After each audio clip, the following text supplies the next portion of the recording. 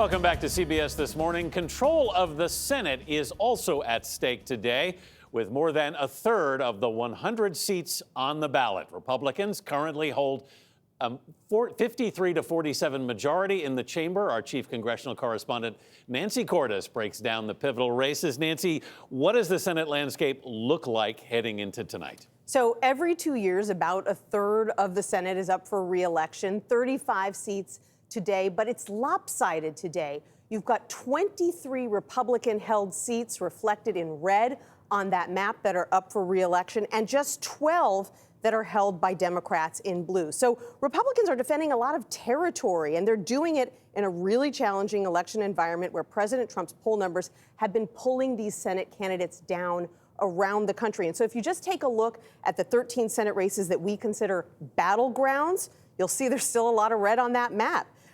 11 of those states are held by Republicans, just 2 by Democrats. And so you start to get a sense of why Democrats feel they've got a really decent chance of picking up the 3 or 4 seats they need to take control of the Senate. There's just a lot of places they can go to do that tonight. So when you look at that map and you think of Democrats' chances, which states are they looking like they have their best chance? Well, Democrats kind of think of it in tiers, sort of from easiest to hardest. So Tier 1 would include, first and foremost, North Carolina. That is the state where Republican Senator Thom Tillis has consistently been trailing his Democratic opponent, Cal Cunningham, in what's now the most expensive race in the country. Then you've got Maine, where a very senior Republican senator, Susan Collins, is locked in a really surprisingly tough fight with State House Speaker Sarah Gideon.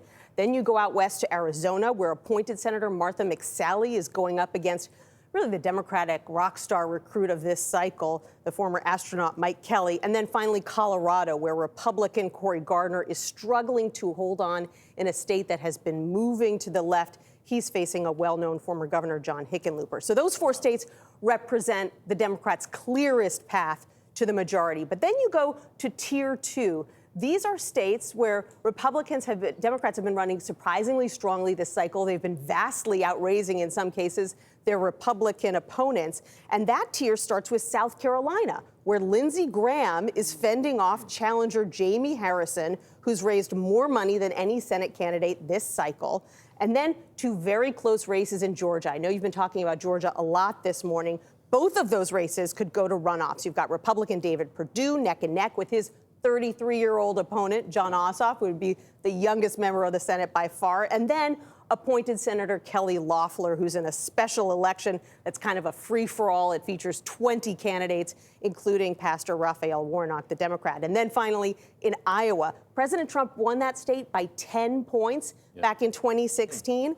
But now a lot of polls show it's a very tight race between Senator Joni Ernst and the Democrat Teresa Greenfield. So if Democrats are winning any of those states tonight, it is a really good night for them. Yeah, the Senate races are just as almost as exciting as a presidential race. Well, I think so. Yeah.